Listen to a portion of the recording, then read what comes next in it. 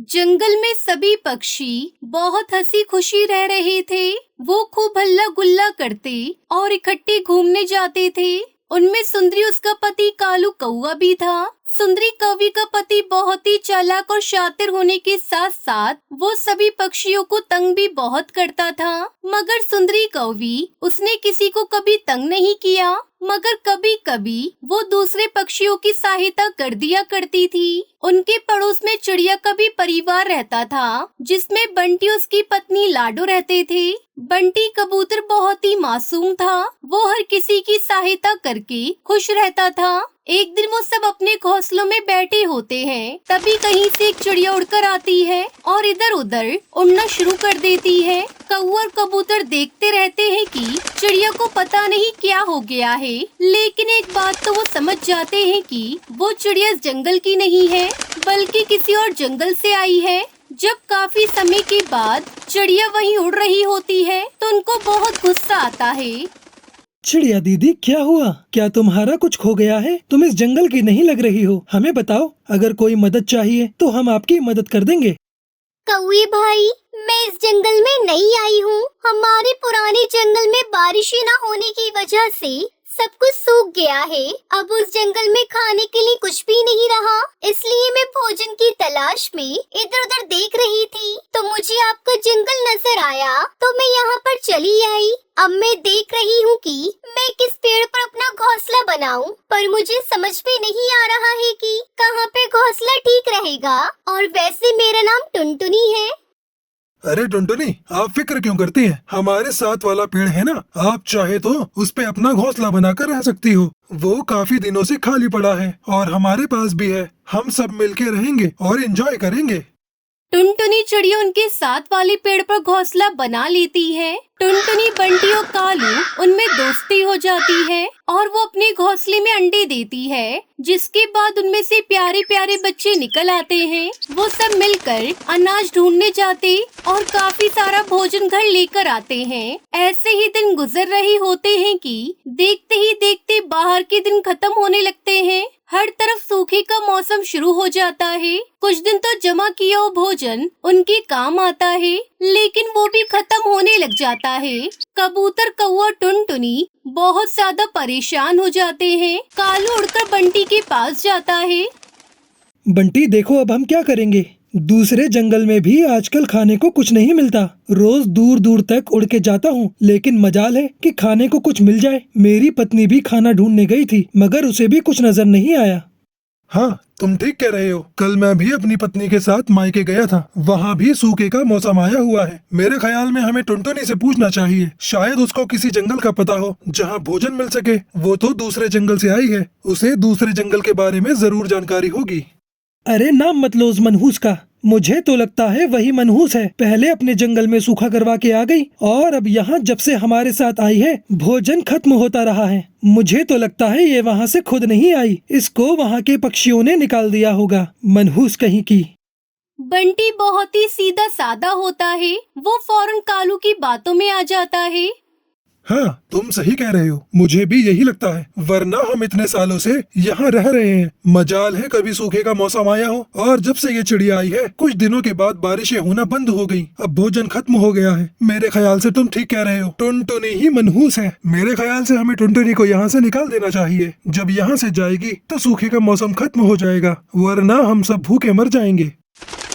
ये कहकर वो उड़कर टुनटुनी चिड़िया के पास जाते हैं और उसे जंगल छोड़ने को कहते हैं। टुनटुनी चिड़िया बहुत मिन्नत करती है कि वो अपने छोटे छोटे बच्चों के साथ भला कहाँ जाएगी, लेकिन वो दोनों उसकी एक भी नहीं सुनते और उसका घोंसला तोड़ देते हैं। दिन यूं ही गुजर जाते हैं। एक दिन जंगल में एक खतरनाक महामारी फैल जाती है, जिसके कारण जंगल के सभी जीव और पक्षी मरना शुरू हो जाते हैं। कौवा और कबूतर अपने अपने परिवार को लेकर बहुत चिंतित होते हैं।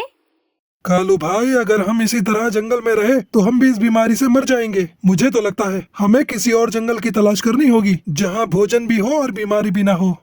हाँ बंटी, तुम ठीक कह रहे हो। हमें आज ही निकलना होगा ताकि रात से पहले पहले हम किसी और जंगल में पहुँच सके। ये बोलकर वो किसी अच्छी जगह की तलाश में उड़ पड़ते हैं। उड़ते उड़ते वो एक दूसरे जंगल में पहुंच जाते हैं, लेकिन उस समय बहुत तेज बारिश होना शुरू हो जाती है। बारिश और ठंड की वजह से कालू और बंटी दोनों को अपने बच्चों की फिक्र होना शुरू हो जाती है। किसी तरीके से वो उनको ठंड से बचा सके। उन्हें पास ही में घर नजर आता है। वो फौरन उसके पास जाते हैं और आवाज देते हैं, अंदर कोई है तो प्लीज हमारी मदद कर दो। हम दूसरे जंगल से आए हैं, बारिश में बुरी तरह से भीग चुके हैं। हमारे साथ छोटे छोटे बच्चे हैं, हमें पनाह चाहिए। लेकिन ये सब देखकर हैरान रह जाते हैं कि वो घर टुनटुनी चिड़िया का है। कालू और बंटी एक दूसरे की तरफ देखते हैं। वो बहुत ही शर्मिंदा होते हैं। टुनटुनी उन दोनों को देखकर समझ जाती है कि वो दोनों क्यों आए हैं। अरे भाई कालू बंटी तुम, अरे आ जाओ, ये अपना ही घर है। कालू और बंटी का परिवार टुनटुनी के घर के अंदर आ जाते हैं। वो उनको खाने के लिए चीजें देती है। टुनटुनी दीदी, हमें माफ कर दें, हमने तुम्हारे साथ बहुत बुरा किया। भला सूखा आने में तुम्हारा क्या कसूर था? अब हमें अपने किए का एहसास हो गया है। आप प्लीज हमें माफ कर दें। अरे कोई बात नहीं कालू बंटी, तुम लोगों को अपनी गलती का एहसास हो गया, यही बड़ी बात है। वैसे भी अगर तुम दोनों मुझे ना निकालते तो मैं भला कहाँ इस अच्छे से जंगल में कैसे आ पाती और आराम से कैसे रहती। मुझे तो तुम लोगों का शुक्रिया अदा करना चाहिए। सब लोग टुनटुनी चिड़िया का शुक्रिया अदा करते हैं कि उसने उनको रहने के लिए घर और खाने के लिए भोजन दिया। तो दोस्तों, हम इस कहानी से सबक मिलता है कि कोई भी पक्षी या कोई भी चीज या कोई भी इंसान मनहूस नहीं होता।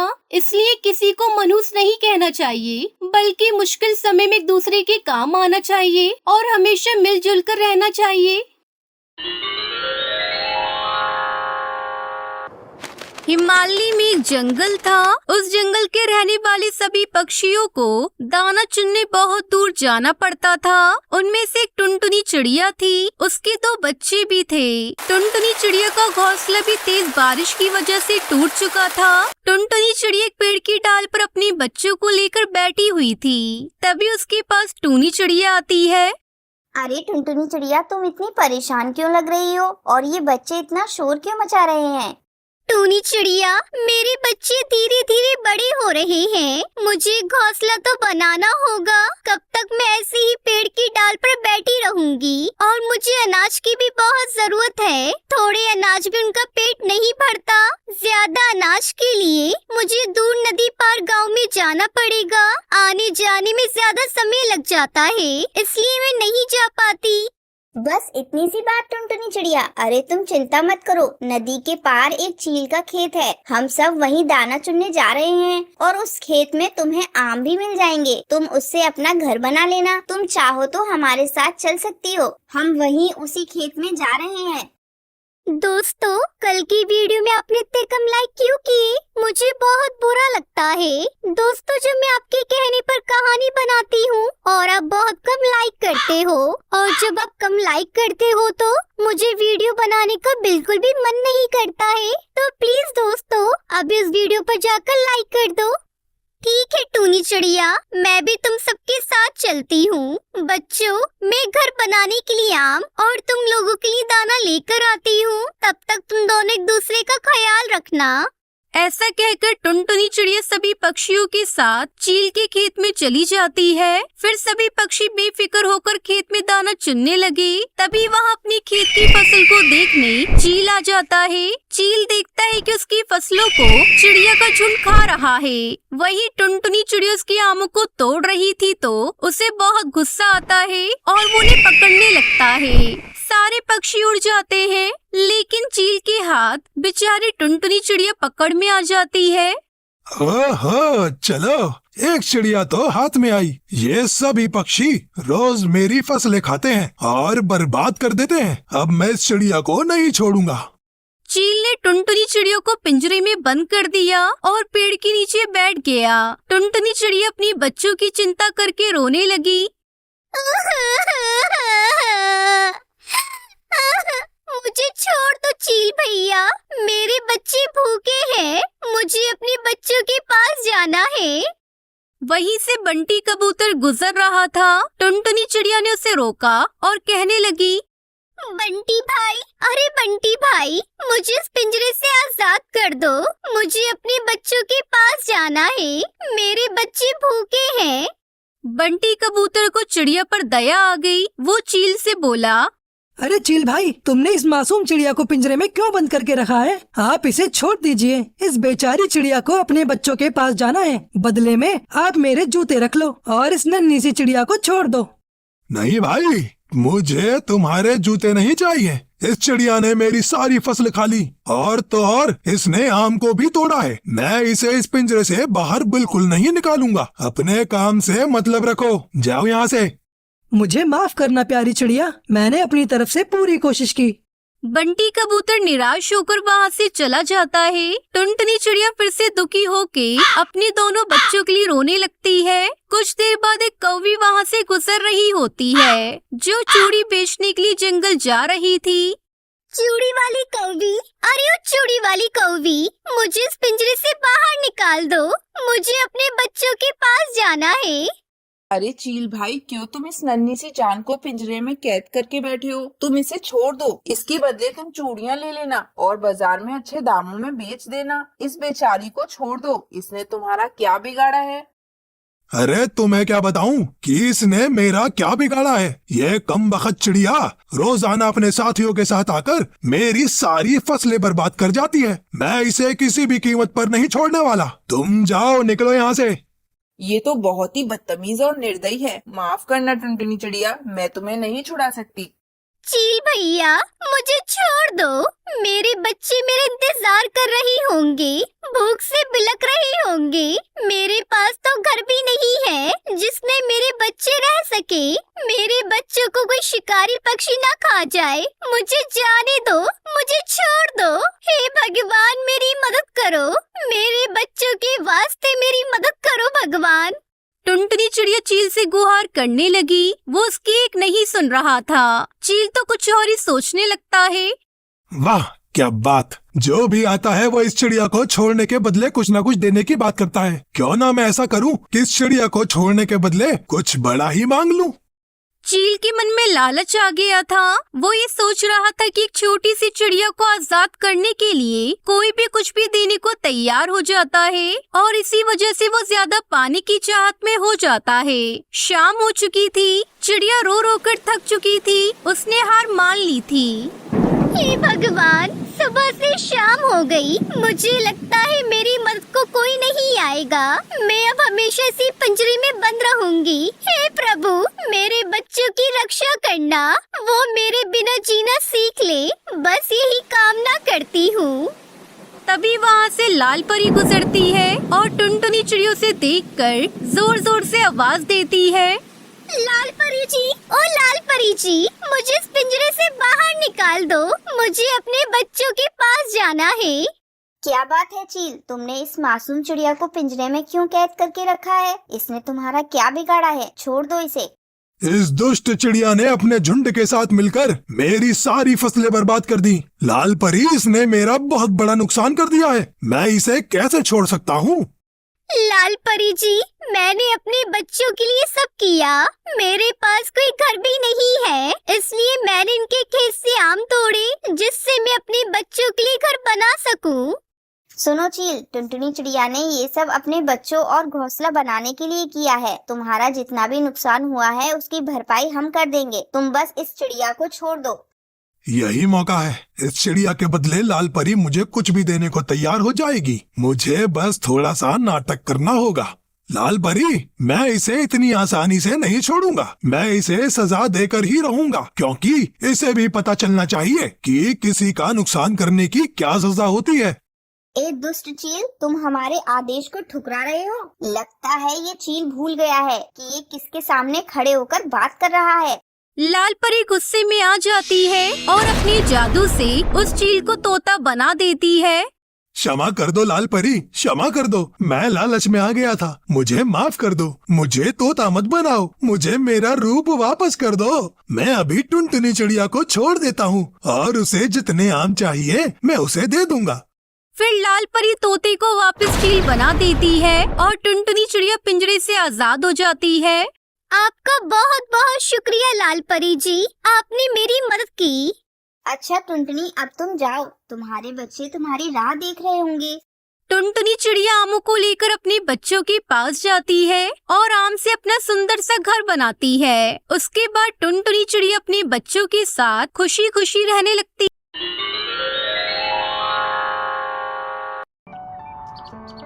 कड़कनाथ सेठ के 2 बेटे थे। बड़ी बेटी का नाम कालू कौआ और छोटी बेटी का नाम बंटी कबूतर था। कड़कनाथ सेठ की उम्र हो गई थी और वो अपनी आखिरी सांसें ले रहा था। मेरे बच्चों, मेरा वक्त आ गया है। मैं किसी भी वक्त तुम्हें छोड़कर जा सकता हूँ। मैंने अपनी जिंदगी में कुछ भी नहीं कमाया है, इसीलिए बंटवारा किए बिना दोनों भाई प्यार से रहना। आपकी यही इच्छा है तो हम कभी भी बंटवारा नहीं करेंगे, आप निश्चित रहिए। ऐसा कहते हुए कड़कनाथ सेठ के दोनों बेटे उसे भरोसा दिलाकर परेशान मत होने को कहते हैं। ऐसे ही कुछ दिनों बाद कड़कनाथ सेठ की मौत हो जाती है। कालू और उसकी पत्नी टुनटुनी चिड़िया दोनों पुराने ख्यालात के होते हैं और बड़ों की बात का मान रखने वाले। आगे बढ़ने से पहले एक माँ के बिना घर चलाना कितना मुश्किल होता है, जो दिन रात अपने परिवार और बच्चों के लिए काम करती है। तो आज उस प्यारी सी माँ के लिए एक लाइक और एक सब्सक्राइब जरूर कर देना और साथ ही अपनी प्यारी सी माँ के लिए कमेंट में ये इमोजी जरूर सेंड कर देना।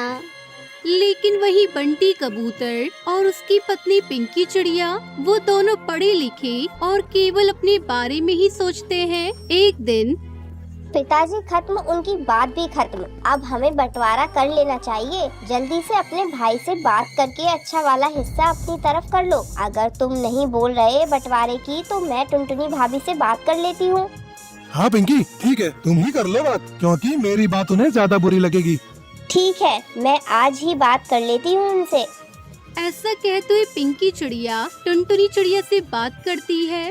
टुनटुनी भाभी, हमें बंटवारे के बारे में सोचना चाहिए, क्योंकि अब हमारे बच्चे होंगे तो उनकी पढ़ाई, उनके खर्चे सब अलग अलग होंगे, इसलिए हम बंटवारा कर ही लेते हैं। नहीं पिंकी, ऐसा मत बोलो, तुम्हारे कालू भैया को बहुत दुख होगा। हम आपस में मिलजुल कर रह लेंगे और जो भी घर का खर्चा होगा उसे तुम चला लेना। हम तुमसे खर्चों के पैसे मांग लेंगे, लेकिन तुम बंटवारे की बात मत करो। लेकिन पिंकी चिड़िया कुछ नहीं समझती और वो बंटवारे की जिद लगा लेती है। उनकी बातें सुनकर कालू कौआ बंटी कबूतर वहाँ आ जाते हैं और इस वजह से दोनों भाइयों में झगड़ा हो जाता है। आखिर में कालू कौआ उसकी पत्नी फैसला लेते हैं। हम पिताजी की बात की इज्जत करते हैं, इसलिए पिताजी का जो भी है वो सब तुम ही रख लो, हमें कुछ भी नहीं चाहिए उसमें से। मैंने अपनी कमाई से एक छोटी सी जमीन खरीदी थी, हम वहीं पर एक छोटा सा घोंसला बनाकर रह लेंगे। ऐसा कहते हुए कालू कौआ और उसकी पत्नी टुनटुनी अपना सामान उठाकर वहाँ से चले जाते हैं। उनके जाने के बाद बंटी कबूतर और उसकी पत्नियाँ खुशियाँ मनाते हैं। अरे वाह, ये दोनों मूर्ख तो सच में सब कुछ छोड़कर चले गए। अब जो भी है सब हमारा ही है, हमने थोड़ी कुछ कहा था, वो खुद अपनी मर्जी से गए हैं। जाने दो उन्हें, आज हम एक छोटी सी दावत करेंगे यहाँ पर। कालू कौआ और उसकी पत्नी अपनी छोटी सी जमीन में एक आम के पेड़ के पास अपना छोटा सा घोंसला बनाकर रहते हैं। घोंसला बनाते समय उनकी गलती की वजह से गिलहरी का घर टूट गया था, इसलिए कालू कौआ टुनटुनी उनके लिए एक छोटा सा घर बनाकर देते हैं। उनकी अच्छाई देखकर गिलहरी खुश होती है और रात में एक जादुई वरदान देकर वहाँ से गायब हो जाती है। अगले दिन टुनटुनी, तुम्हें ये आम का पेड़ कुछ बदला हुआ लग रहा है? हाँ, मुझे भी ये पेड़ कुछ मोड़ा सा लग रहा है। ऐसा कहते हुए पेड़ के पास जाकर देखा तो उस पेड़ में एक दरवाजा होता है। कालू कौआ टुनटुनी चिड़िया से खोलकर अंदर जाकर देखते हैं। वो पेड़ अंदर से बहुत बड़े घर की तरह था और उसमें हर जरूरत का सामान था। अरे ये सच है सपना, यहाँ पर आओ जी। इस वाले घोंसले में ढेर सारे आम हैं और देखो ये कितना सुंदर लग रहा है, मानो आम का घर हो। जादुई आम के पेड़ के अंदर एक घोंसला था। उसमें से कितने भी आम क्यों न ले लो, एक बार दरवाजा बंद करके दोबारा खोलने पर वो घोंसला फिर से आमों से भर जाता था। कालू कौवा टुनटुनी चिड़िया साल भर उन आमों को बेच बेच कर बहुत बड़े धनवान बन जाते हैं। उनकी सफलता देखकर बंटी कबूतर उसकी पत्नी को कुछ भी समझ में नहीं आता और वो दोनों कालू कौवे से मिलने के लिए उसके घर जाते हैं और उससे कहते हैं, पिताजी की सारी संपत्ति तो मैंने ही रख ली थी, फिर भी इतने कम समय में अब इतने बड़े धनवान कैसे बन गए? मेरे पास संपत्ति के नाम पर सिर्फ वो पुराना घोंसला है। भैया, अच्छी सोच रखने पर हमेशा अच्छा ही होता है। तुमने एक बार भी नहीं सोचा कि हम कहाँ जाएंगे और कैसे रहेंगे, इसलिए तुम्हारे पास सब कुछ होने के बाद भी तुम आज गरीबी में हो। उसके बाद बंटी और उसकी पत्नी को अक्ल आती है। हमें माफ कर दो भाई भाभी, हम समझ गए हैं। अब से हम हमेशा ईमानदारी के रास्ते पर चलेंगे। हाँ भैया, हमें माफ कर दो। जब से आप दोनों उस घर को छोड़कर गए तभी से हमारे जीवन में परेशानी के अलावा कुछ हाथ ही नहीं आया। अब हम कभी लालच नहीं करेंगे, हम मिलकर रहेंगे। इस तरह दोनों भाई फिर से मिलजुल कर खुशी खुशी रहने लगते हैं।